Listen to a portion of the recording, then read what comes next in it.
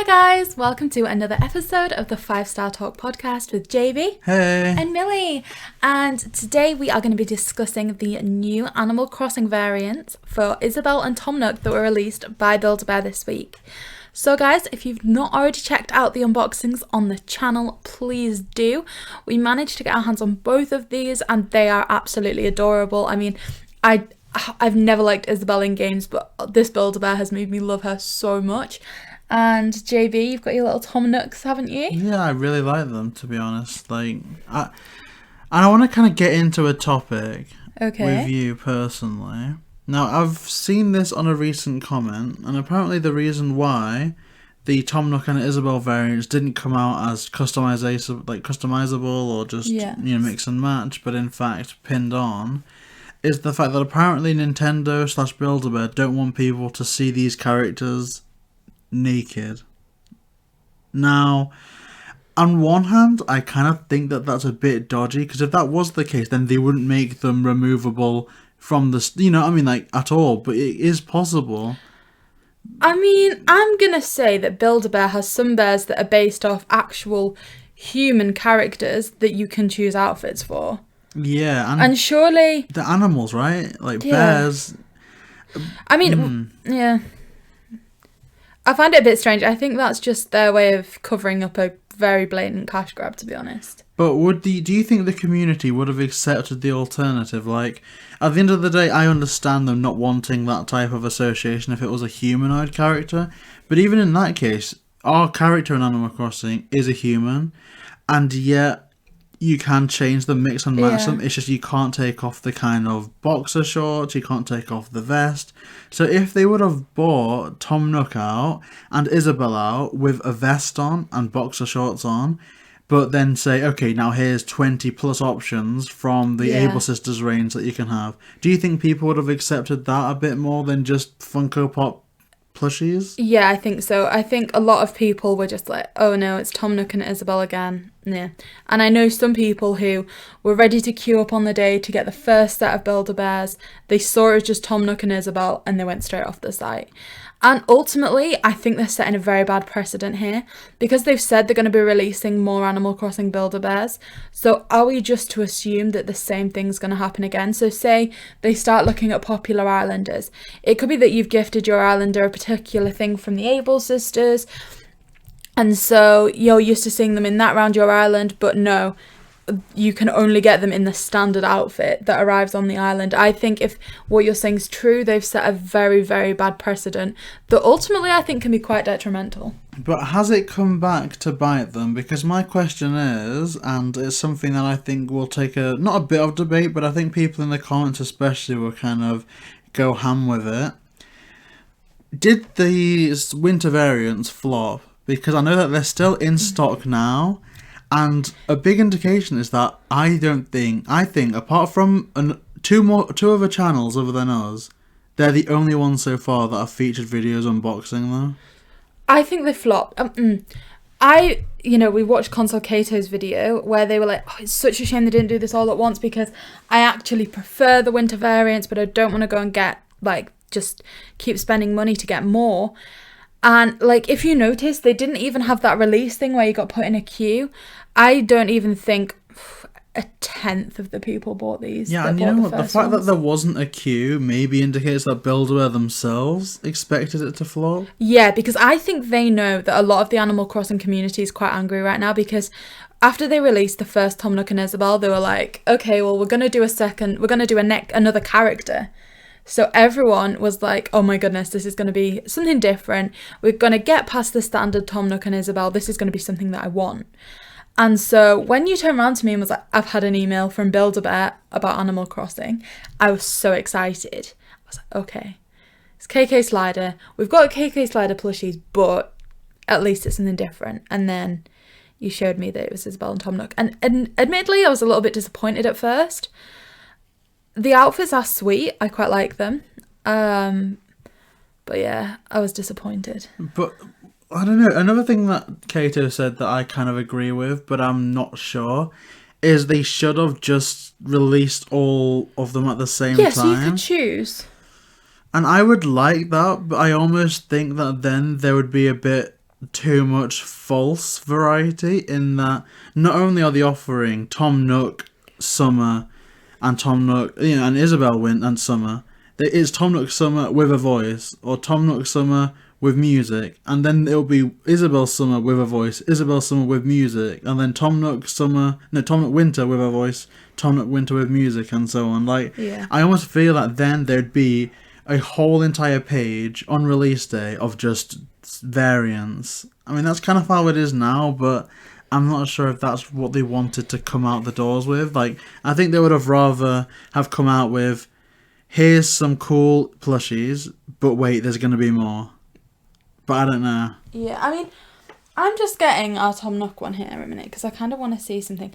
Because I'm just looking on the concept that you've been saying about them not wanting to see them, without clothes on. And I'm just taking a look, and there's, Velcro on the back that covers up where they add the stuffing. Now, I think one thing that I wanted to kind of mention on that point is when you go to Build-A-Bear, there are no... I think it's fair to say we went to a branch. There was no kind of base ready to be stuffed ones that had clothes on already. And the Animal Crossing plushies in the store we went to, they didn't have them. So I'm wondering if Build-A-Bear, maybe it was an Animal Crossing decision? I would say it would have come from Nintendo more than at Build-A-Bear. Because I think Build-A-Bear would maybe see that it stands out a little bit. Yeah. Because you have all the bins with the empty plushies in, and not one of them would have clothes on. Literally, the only restriction that Build-A-Bear kind of has in terms of outfits is you can buy whatever you want for whatever plushie you like, but be aware that the ones that stand on all fours might not take the jackets very nicely. Yeah. That's literally it. Until this, and then it's let's just open a toy shop in the middle of this. Strange. It is strange. But why do you think the content creator scene was so dead? Because the cynical side of me is saying, okay, a lot of these big content creators that you see probably got the summer batch for free to showcase on the channel to advertise. Now, if Build-A-Bear themselves knew that this was going to be a flop, did we see so many, bigger YouTubers not featuring them just because they couldn't get their hands on a free copy? Either that, or this might sound... We're not monetized yet, so I can't kind of speak for monetized channels, but something I wonder is if they didn't get the return on the first ones, if it didn't get the views or that kind of thing.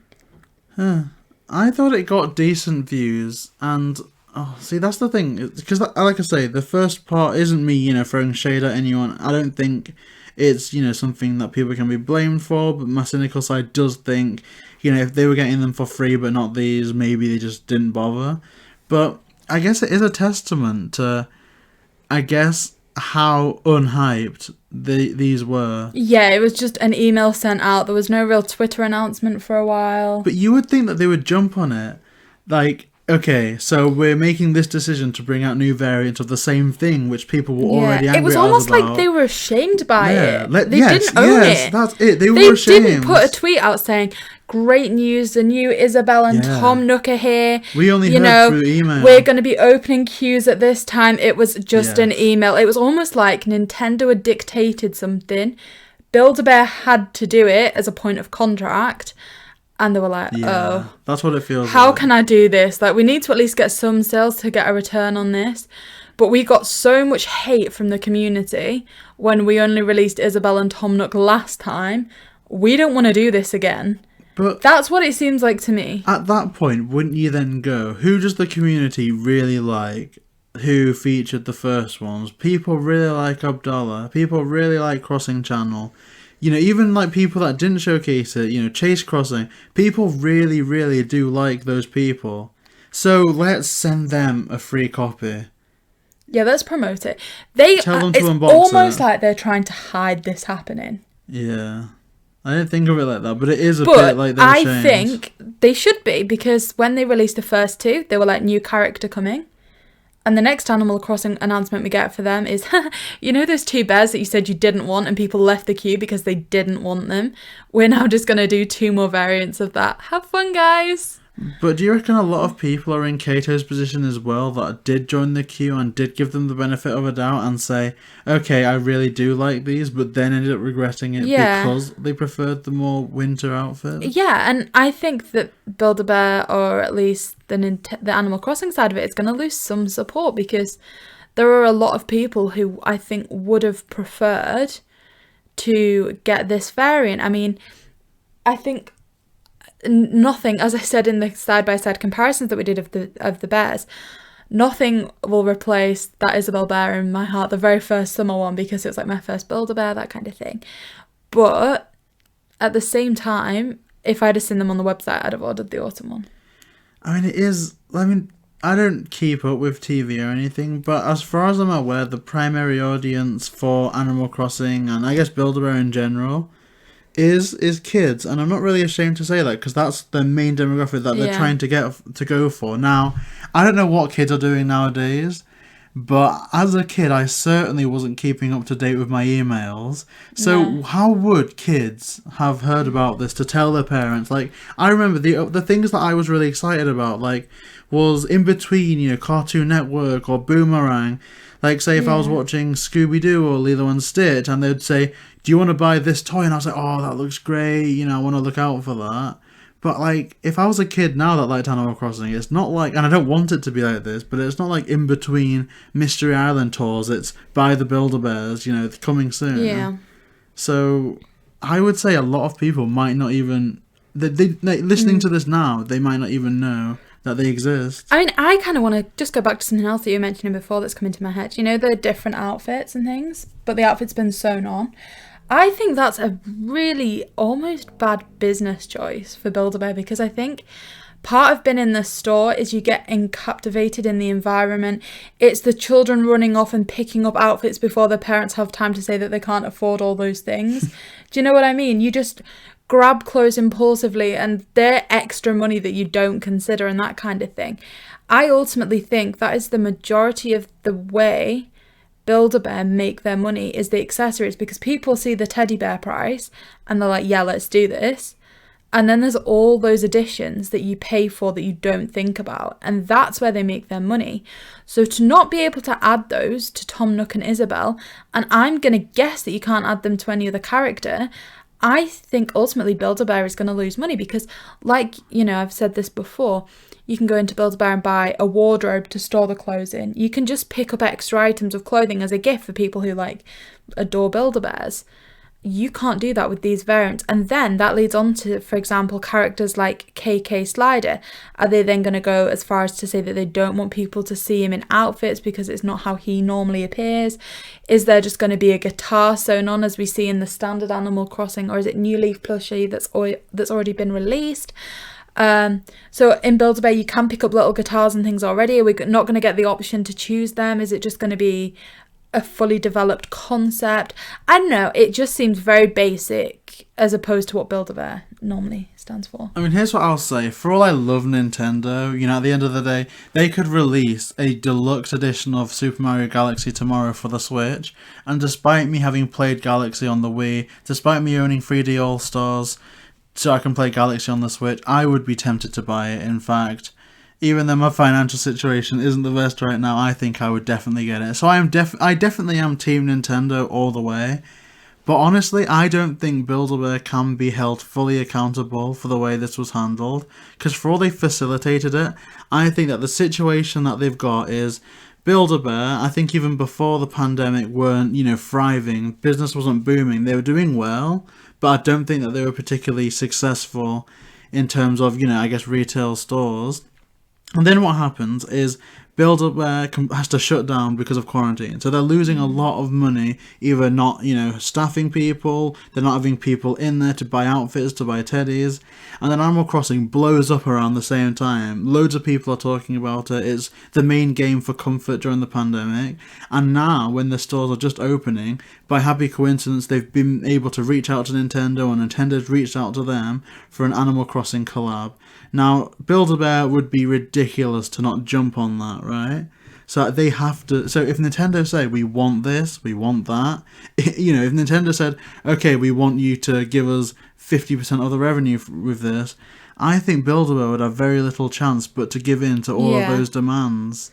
Now, in terms of the kind of return Build-A-Bear got on this as well, I saw an article today that I was like, JB, I have to mention this in the podcast.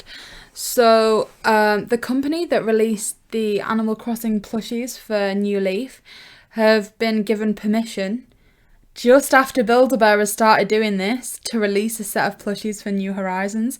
So I'm presuming both these companies had to get Nintendo's authorization.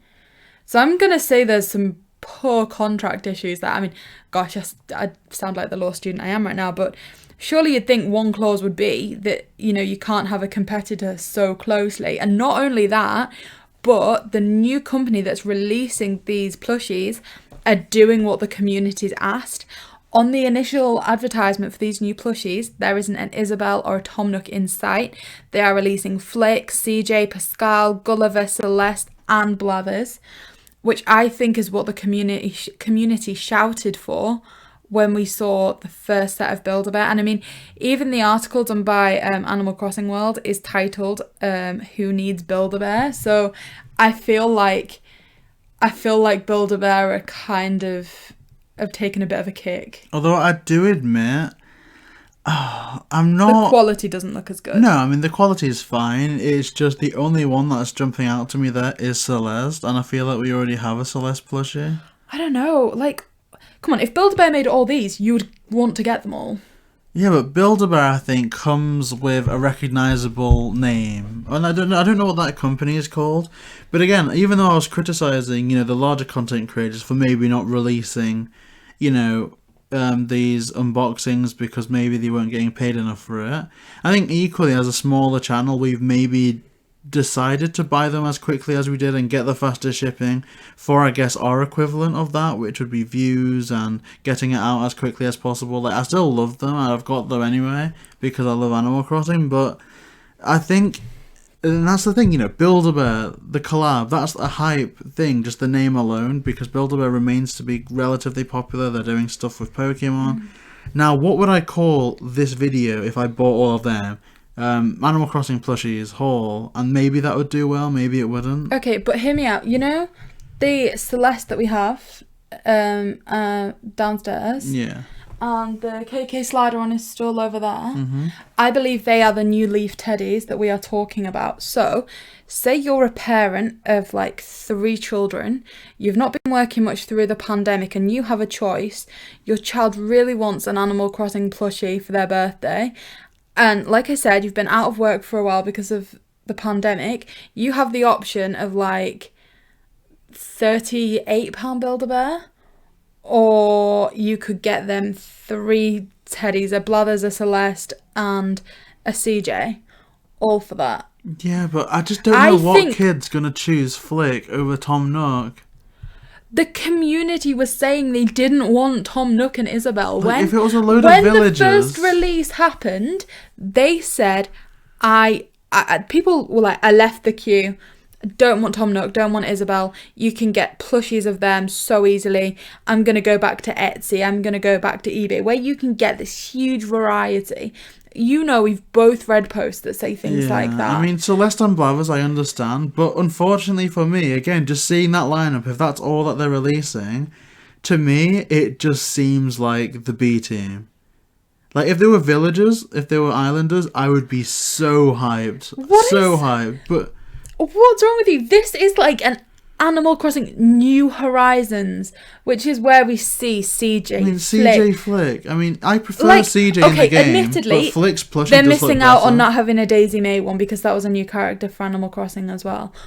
But that is superior to a Tom Nook and Isabelle. I just rather that we got more of the things that Japan was getting. So Japan got the KK slider, like physical releases in like a deluxe box, CDs. Like, if I wasn't in so much financial shambles, I would have ordered it already. In fact, I probably should have ordered it instead of some of the stuff that I have. But just stuff like that. Like, I think teddies now and plushies, for me, I reckon in terms of Animal Crossing, unless that they were to bring out a KK slider Build-A-Bear or a KK slider, one of these new toys, I would buy them, obviously, because, you know, I just love KK slider. But I don't know. I just feel that I've kind of got the plushies that I need from Animal Crossing for the moment, and I don't see a great need for much else besides some cooler things like physical releases. Yeah. See, I've got the New Leaf Isabelle as well from that company that we're talking about, and they did something quite original with Isabelle that I really like. I've just stood up to get her. That I think kind of sets them apart. So they put a bell around Isabelle's head instead of just doing it as like a cushion just fitting with part of the soft plushie. You can listen. They put like actual bells on Isabelle's head, and I just think that that's kind of like a nice little like gimmick as opposed to just to kind of set them apart a little bit from it being like a standard Animal Crossing plushie. Whereas I feel like Build-A-Bear, it's kind of its name. You are buying the plushie for its name. It's the reason that you're not buying one off Etsy or eBay. It's because Build-A-Bear is a name. And at this point, you aren't paying because you like the characters. I think it's the name that's carrying this. I'd agree with that. I think Nintendo aren't holding up on their side, like allowing another company to make amazing brand new NPC plushies that I don't think we've ever seen before. And then giving Build-A-Bear the rights to Isabelle and Tom Nook. I feel like Build-A-Bear have got it so bad. But I feel like Build-A-Bear doesn't have the characters, but they've got the name. And I don't think this new company or this other company has either. Like, I don't know their name. And even after buying more of their stuff than Build-A-Bear stuff, I don't think, oh, those are my really cool, like, limited Builder Animal Crossing things. Like, I don't know. And again, if they were doing Islanders, if they were saying, okay, we're going to do a release of Islander number 1 to 20 in terms of like, amiibo cards, I think that would be so much more hype because people can get their favourites, people can pick out the ones that they want. But if you think about things historically in terms of Nintendo plushies, I think in terms of Pokemon, right, someone is someone's favourite Pokemon. Like Orbeetle, I'm not mad on Orbeetle, but I reckon Orbeetle is someone's favourite Pokemon. Same with Aegislash. I'm sure Aegislash is someone's favourite. But obviously they're going to make so many more Pikachu and Eevee, Squirtle, Charmander, Blastoise, all of the starters before making an Orbeetle. And so I feel that in Animal Crossing, where I think just like every Pokemon is someone's favourite, I feel that every villager is someone's favourite. And there are like 500 villagers. And so there's never going to be a way to make everyone happy unless they do these small releases in bursts. So I think the company that you've mentioned does have a lot more potential than Build-A-Bear, because I think if you were to get all 4 of these, not counting all the different variants, that's what, £200 at least? And that's for 4 characters, some of which are identical. By the time they get to the NPCs or to the villagers, which I doubt they even will, very quickly, people will have spent so much money. Yeah, people are going to have spent up before they actually get access to what they want. So there's one of two things. They're either not going to spend the money because they want to wait, but then the ones that they want to wait for aren't going to be released because they're not getting the sales on the Animal Crossing range. Or they're going to support the Animal Crossing range, waiting and hoping for the one to come out, but by the time that comes around, like, they don't have any money left. Like Console Kato was saying, she bought them initially, then the ones that she wanted turned up, and she'd already bought a variant that she didn't like as much. That's a shame. Like, I'm thinking of a Build-A-Bear store. Like, there is an entire, like, section, I think, donated to Disney, where it almost... it just looks like... it almost glows. Like, when in, like, some cartoon things when, like, a pearl or an oyster or a clam opens up at the bottom of the ocean and there's just this, like, light and it just all kinds of just shimmers. When you walk in, the back wall is like that. It, like, shimmers. And I feel like they could do a section that is that appealing with Animal Crossing. And as it is... if you go into a store where they have these, you're just going to see some, like, deflated plushies with some pile of clothes. It's going to look like a messy bedroom floor. They could do so much more, because if they're refusing to have accessories, how are they going to make that look nice? It is just going to be a bin that looks like a messy child's bedroom floor. I mean, Disney are doing it right, because from what I can recall, you can't get like a naked Rapunzel or a naked Mulan and dress them how you want to. It's pretty much just standard bears in different colours, but with the kind of clothing range there. I don't think that would have worked for Animal Crossing, but I think Disney has certainly found a formula that maybe Nintendo needs to kind of capitalise on. And I guess there's been some collaborations. How can they make them more animalistic to make it comfortable? Like, how... They are renowned for their appearance, not for their outfits. I just think they should have done the underwear thing. You know, the vest and the boxer shorts. And that would have eradicated so many issues. Like, it would look weird, you know, just on, like, the shelves. But then again, like, when you've got a Charmander dressed like they're about to go to Ravenclaw, it's a weird shop, you know. No one's going to go in there thinking that they're not going to see anything that makes them go, that's a bit funny. Yeah. Like, you know, it's not like they're sticking it in a solicitor's room or a barrister's chambers. I want to know if someone's walked into Build-A-Bear, because like I said, I don't think we have them in the UK where you can get them in store. But if someone's walked in to say one in America and turned around and just said, can I get a different outfit? Like, is there one without the outfit? See, I wouldn't imagine kids saying that. And honestly... Okay, but let's be honest, the Animal Crossing community has just as much of a following that's not children. True, but here's what I will say about that. If kids want to change outfits on these plushies, they will. Like, I know that I was given a little England football teddy bear by my dad when I was little. I wasn't big on football, so I literally... And we had dogs at the time, so a lot of my smaller toys were just getting like their heads chewed off. So I literally found I don't want to call them remains because that's disgusting, but I found the leftovers of this really nice toy that I got from Canada. It was like dressed up like one of the Mounties there. And you know what? I tore its clothes off, and I tore the England football clothes off this other teddy, and I replaced them. Yeah. And it was great. Like, kids do weird stuff. They get experimental with things. So I don't think... That's a huge issue in and of itself. 2 pieces of cotton. Yeah. There is nothing that a pair of scissors can't handle. Like, what are Nintendo gonna do if, like, someone's seen them explain that that's the reason?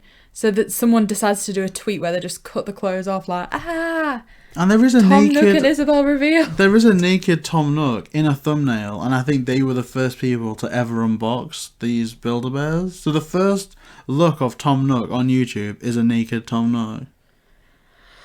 Oh, it's so strange. It's so strange that they're so particular about it. Yeah, like, again though, with their animals, if it was Mario, I'd understand. Surely it's weirder to see animals in clothes than without them? You'd think so, wouldn't you? Because you don't really get tanukis out in the wild dressed like accountants. Like, Isabelle's supposed to be a dog, right? Yeah. Like, I don't get offended every time one of the dogs is running around the house not wearing a cardigan and a skirt like Isabelle. I don't even think there's an animated dog that's traditionally dressed up. No, like, even Scooby Doo, which I would say is one of the most popular animated dogs of all time. Yeah. It's just a collar. Or cats, like Garfield isn't dressed up. Maybe Underdog's like dressed up. Tom, Jerry. They're all naked. Yeah. Every single cartoon animal is a naked thing. Buckbeak doesn't have a tie on. It's all. But he has to. It goes to Hogwarts. No, Buckbeak's a joke. He needs to be sorted and have the proper attire. No, I'm glad Buckbeak got sentenced. You can't say that. No, he's a joke. But I guess if that's wrapped up, we should go to the Q&A. Indeed. So JB's telling me that we have had a lot of questions come in this week. Okay, so our first question, again, I'm going to keep these anonymous apart from some of the very obvious ones. So, what is your favourite Animal Crossing game? So, Millie? Admittedly, I've only played New Horizons, so I'm going to have to say that. Yeah, now we did try a bit of, I think, New Leaf. For the DS. One for the 3DS that came with the Welcome Amiibo set. But I don't think we could get into it. I've also got you Amiibo Festival, I want but to try never played that. it. I want to try that on Comment video. below, or if you're in the Premier, let us know, because we did want to try and we can screen record for the Wii U. So if you want to see that, let us know. Okay, and so obviously I would say the same. It would be New Horizons, but again, I do want to try some of these new ones or some of these other ones. Okay. What are you thinking to do when you start streaming, and what games will you play? Okay, so streaming is... I'm sorry, JB, I take all these questions like before you get a chance, but streaming is, I think, my goal predominantly. And ultimately, I think I just want to restart Animal Crossing till I get a bit more comfortable, because I think I've doxed JB a couple of times and things like that. So I think I need to gain his trust and build it up a bit before I can be let loose on too many games. But I think Animal Crossing will be the starting point. It's fine. It's just, I think it's the situation. Like, we can only record here from 11 onwards, if that. PM. Like 11 PM. And so either, if we decide to stream one night, or one of us decides to stream one night, unless we've got a mad back catalogue of stuff to release, that's no videos for the next day, pretty much. And that's the thing that we have to kind of think about. And I am almost gonna say that I have no interest in streaming gameplay. However, I would absolutely love, once we hit 1,000 subscribers, to stream pack openings, unboxings, box shiny breaks, hunting was shiny fun for hunting. you. Yeah, okay, shiny hunting. I would love to do. And, so subscribe, guys. He said 1,000 subs. But like stuff like that really excites me. 35 away. And obviously, like visiting dream addresses. Like, I think I was in Amy's live stream earlier today, and they were visiting random dream addresses, and I don't know. I just think she's really good at it, but I don't think I could do it like that. You could, but I don't think I could. I sing too much though. Like whenever, for example, if we go to any like movie-based islands, I always end up singing. That's fine. That's fine. And I don't want to sing on story. Some sub donations. No, I have no idea how that works, but I don't know. I mean, I definitely. Yeah, see, we don't know anything about streaming, so we don't know where to begin. I would definitely rather stream on YouTube than Twitch. Like, I know I just said to you, like, we know that Amy Games, for example, streams on YouTube. Maybe reach out to her before we start for some advice. Yeah. Because she's amazing. Like, but check I would her out. love all our stuff to be on YouTube, because I love it when Amy or TJ, they stream, but then they keep up their stream most of the time as videos that you can watch. Even though you can't engage with the chat, it's still content there. And I know people that do this, so this is no shade, it's just how I personally like to consume content. I know people that will release like one video every 6 months and then do nothing but go ham on Twitch. And then it's like, oh gosh, well, I don't want to flip between platforms, and why can't they just be in the same hub? Like, I don't really like that at all, you know. It's not my nature. But I guess the next question we have is, what is better, New Leaf or New Horizons? I'm going to have to say New Horizons. Like JB said, we did briefly play New Leaf. The reason it was briefly is because I just couldn't engage with it in the same way. I think it's quite notable that things have progressed since the DS. So yeah, I'm sorry. Maybe unpopular, but New Horizons. I agree. The next question is, what are your thoughts about the idea of paid DLC? Not a problem. Like, okay, admittedly, on one of our Switches, I don't have online, so that could be a bit of an issue from that angle. But ultimately, if it was to, say, get people a second island or something like that, we have said for the longest time that we wish that we could see people have a second island without them having to destroy the one they've got, because some people are so talented.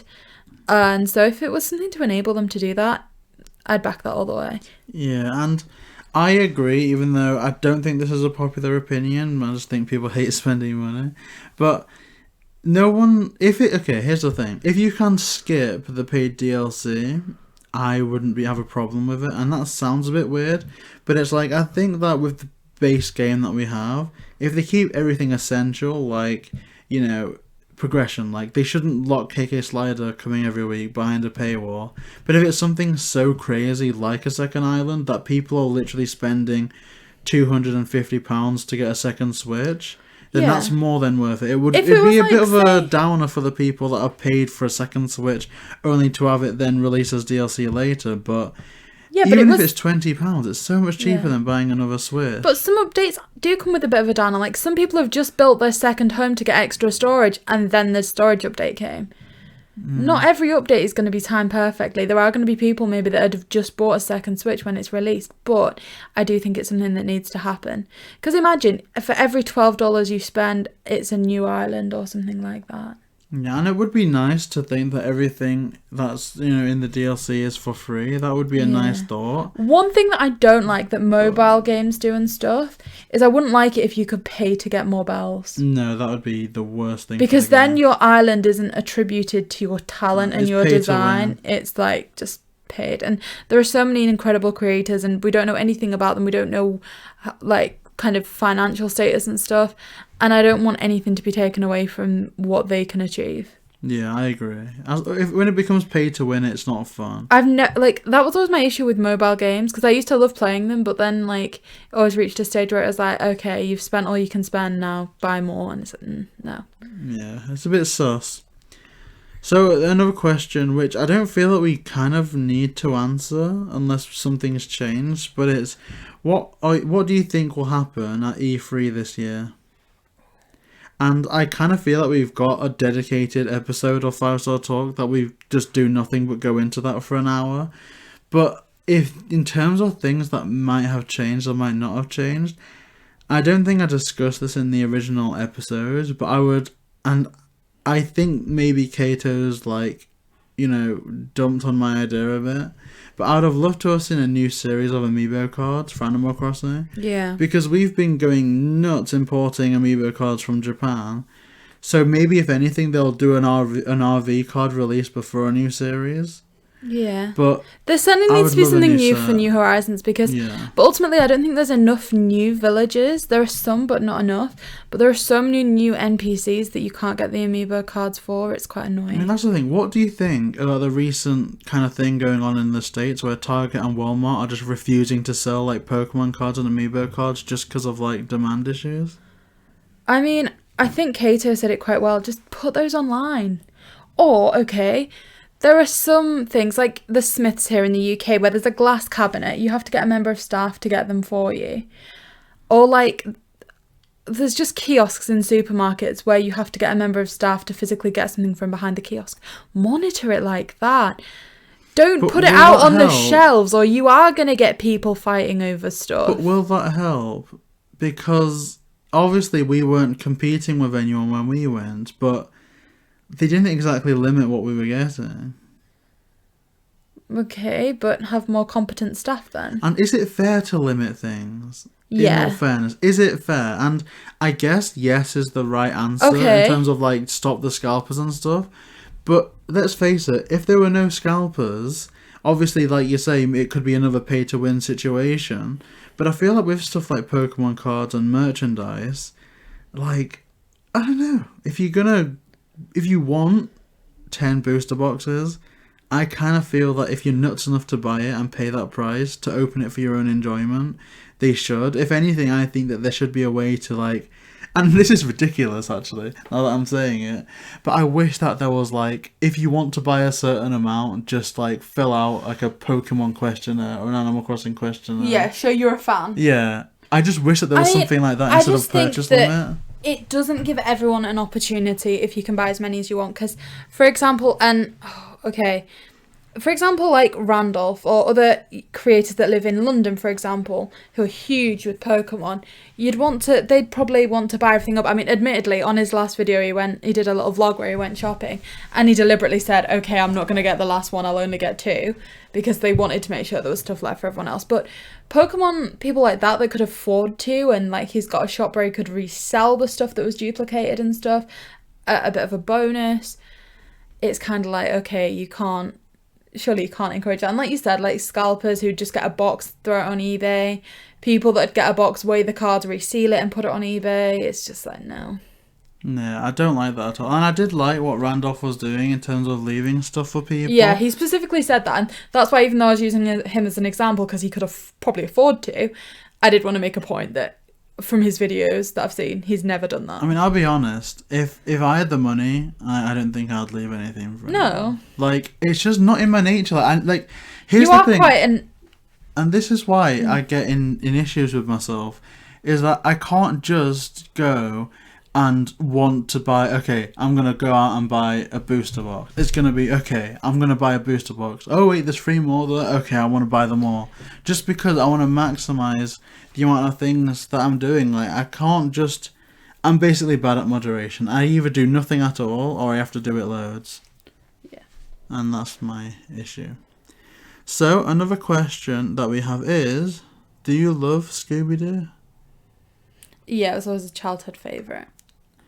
I mean, I get kind of worried about that content being on this channel, to be honest, because I feel that it's something that doesn't really have a crossover with Nintendo. And just like editing a few of like the unboxings that we've done recently, I've gone, should I put the Nintendo Switch logo on here? Like, I definitely think it's the outlier of the content we make. And I don't know, I've been debating with myself if we should just make a separate channel for it, but I just don't think that there would be much merit to that, because it's not like we're gonna become full-fledged invested in that scene in terms of, are we gonna go out and buy action figures to showcase? No. I don't think so. Plushies. We did, didn't we? No. Didn't we showcase the unboxing? Yeah, but you got them for me, but we didn't. It wasn't something that we went out specifically for. Are we going to, book things? I just don't think so, because here's the thing. One thing that I am at heart is a book collector. Like, I love collecting books, novels, like, just looking to the left of us now. No. There is freehold bookcases of first edition Stephen King's, all, protected by Millie. Millie, like, wrapped them all up nicely so they didn't get any, like, damage to them. I mean, ultimately, we do have, I'm going to say, close to 2,000 books between us. And that's who I am by nature. So obviously I love doing the nostalgia trips with Smash, on Smash or Pass podcast every Saturday. Please check that out if you're interested. But that's something that I love doing just for us. Whereas what we're finding with Scooby-Doo at the moment in terms of, the signature cards, the movie cards, like, they're some of my favourite movies from childhood. But also, if you can buy them in a binder and have a complete set and just stick them on a shelf, to me, that's one of the most satisfying things in the world, to just have a complete binder with special chase cards, like signature cards, Pieceworks cards. Yes. And I would go as far to say that maybe my love for collecting the cards at the moment transcends my love for the property in and of itself. Maybe not the movies, because again, they are really important to like my overall person. But yeah, we're not gonna become like Smash, and Smash does some great stuff, but I don't think I could ever do videos like Smash does around the topic. But I don't think we'll ever have his knowledge. No. But will I bankrupt myself to get every single signature from every cast member? No, yes, no, I you will not. I will. I'll be willing to. No. Because that's just who I am. Ignore JV. So, we have a bit of an interesting question now. Oh. And, oh no. I guess young'uns better cover your ears. Would JB get jealous if ladies flirted with Millie? I know the lady that sent this question. Would I get jealous if a lady would just decided to flirt? No. Obviously, if it's like some big beefy guy, like if it was like Freddie Prinze Jr. or TJ Burns, it'd be a bit. How can you say Freddie Prinze Jr. as a big burly guy? Like, come on. Okay, TJ Burns is a very good looking guy. Yeah, I'd get a bit upset, but a lady, no man, like, oh my god, you're entering the fun territory as well. Like. So I guess that's my answer. Thanks, JB. Okay, so now we're going to move on to the Jason questions, and obviously it's by Jason because Jason's. You ready for tomorrow, JB? My arch nemesis. So, question 1. Are you looking forward to seeing what the semi-final Normal Castle, aka World 8 Castle, has in store for you on Monday? You know what? After the last level, you could make it your own, that one, because you found a little glitch, didn't you? Yeah, I am a bit cautious because I either feel like it can go one of two ways. Either you've learned from the last level and it's maybe just a bit worse or the same quality or even a bit better, or it's kind of just 2 steps forward and 20 steps back. So I think it's going to be a gamble, but I am actually looking forward to it. Okay. The second question is, are you looking forward to being able to do some thwomp surfing in World 8 Castle? Thwomp surfing. Yes. I mean, you've been trying to do that for the longest time and just keep getting killed, so... Yeah, the only time I could do it was with Yoshi. but I like that. Question 3. Are you feeling comfortable in the fact that World Flower has a really good, which is 14.77% completion rate? Is that a good completion rate? Let me see. 14.77 completion. That's... Man, I think you've had a stinker there. So 1 in every 6 people can complete it. Nah, you're missing, Jason. You're missing. That's worrying me. That's worrying me.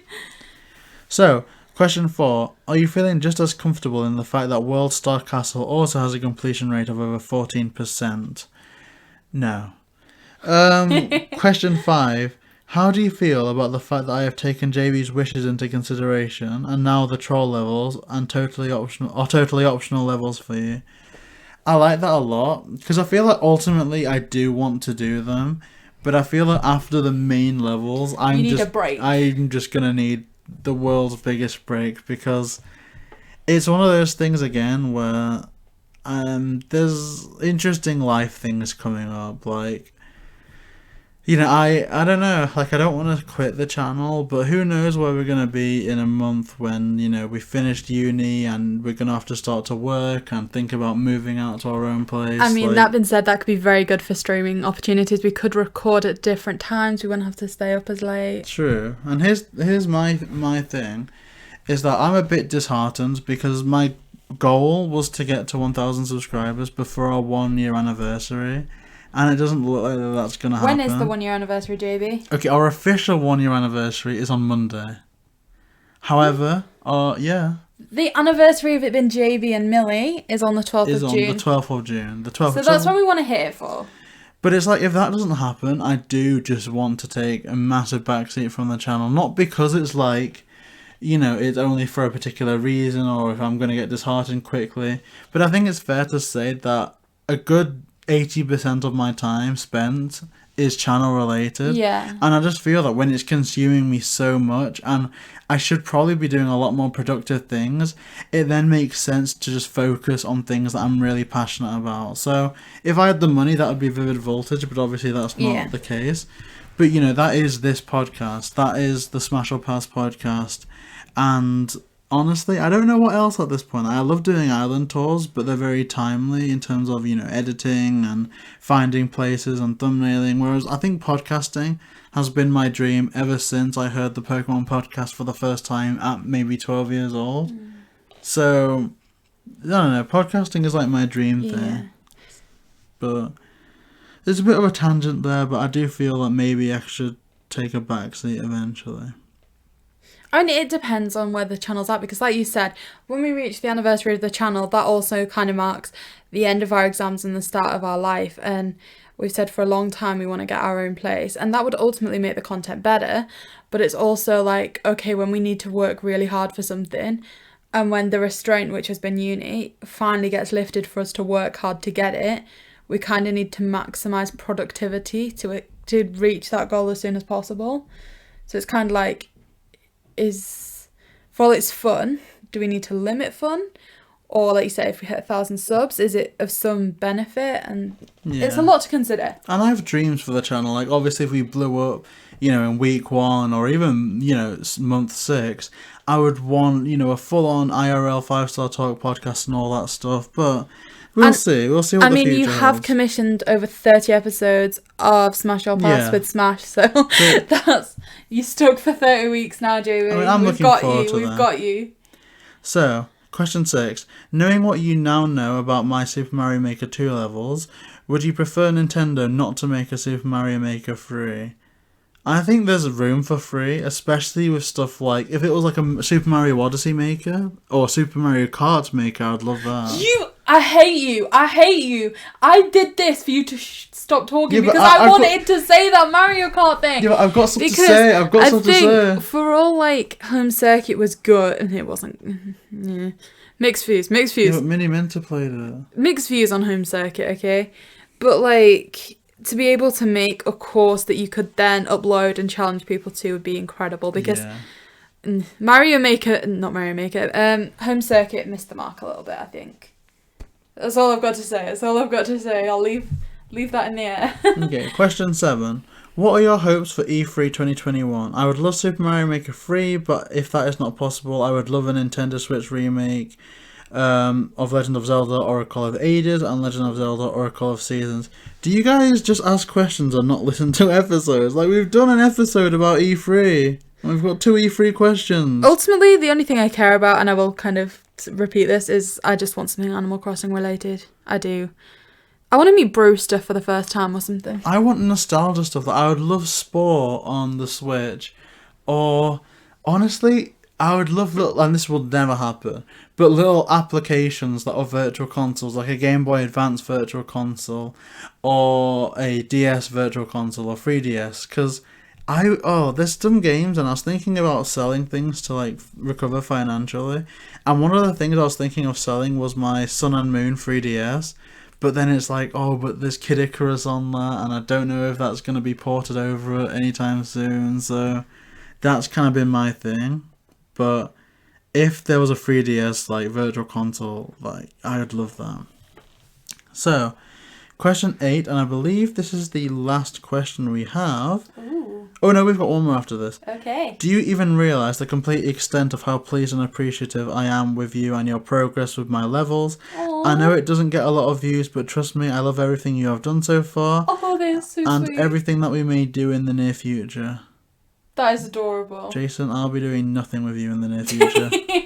No, but honestly... He will, I'll bully him, I promise. Honestly, that does make us really happy, because I kind of like how Jason acknowledges that it's not really something that's prominent on the channel, but it's something nice. And to be honest, I do have fun playing them at the end. Like, I'm always proud of myself looking back at them like, okay, I guess I didn't do that bad. So I am appreciative, and for Jason to take the time out of the day to say something so nice is something that I never would have imagined. I think at the all start. respect to Jason, because you've got a little bit upset, it's fair to say, in a few of his levels, and you might have said a few things that just aren't too nice. No, I said nothing but nice things. For him to turn around and say something nice to you after what you said to him, I think it makes him a very good person. Yeah, I'd agree with that. So, comment below, #GoodGuyJason.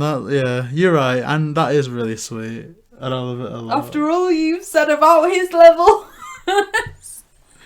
Oh, Jason. Okay, so last question. Our last question is, any indie, and this is not from Jason. Okay.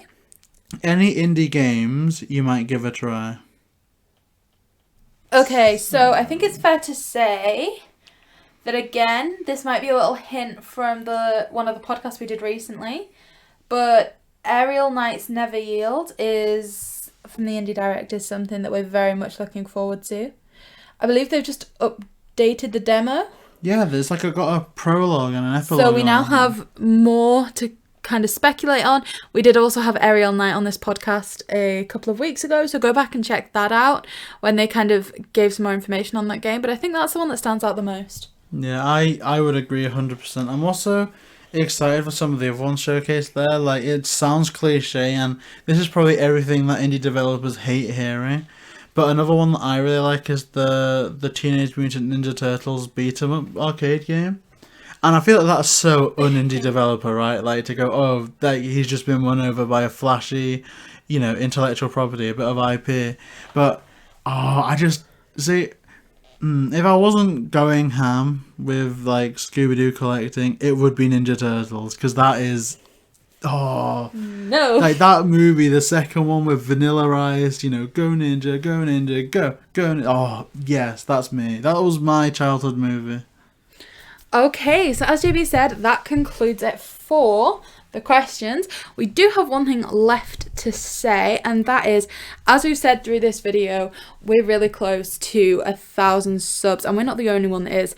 My brother's also got YouTube, and we're both pretty much at the same level in subs, so we're showing each other a little bit of support and mentioning each other's channels in the hope that you guys might enjoy their content as well. So he has a channel on YouTube, he's called The Man Games, and he goes over so many wrestling things that I can't even begin to comprehend. There's gameplay, shows you how to create some of the characters in game, they are doing podcasts, they're doing unboxings, all things kind of wrestling, and I know that they kind of stay really up to date with the matches as well to kind of keep giving really relevant content. So if you are interested in wrestling, go and check him out. Like we said, that is the Man Games, and JB will put the link in the description for me, won't you? I will do. Okay, so like we said, so close to 1,000, so go and show them some support if that's something that you think you'd be interested in as well. And this has been another episode of the 5-Star Talk podcast. Thank you guys so much for listening, and remember, like, comment and subscribe. JB and Millie.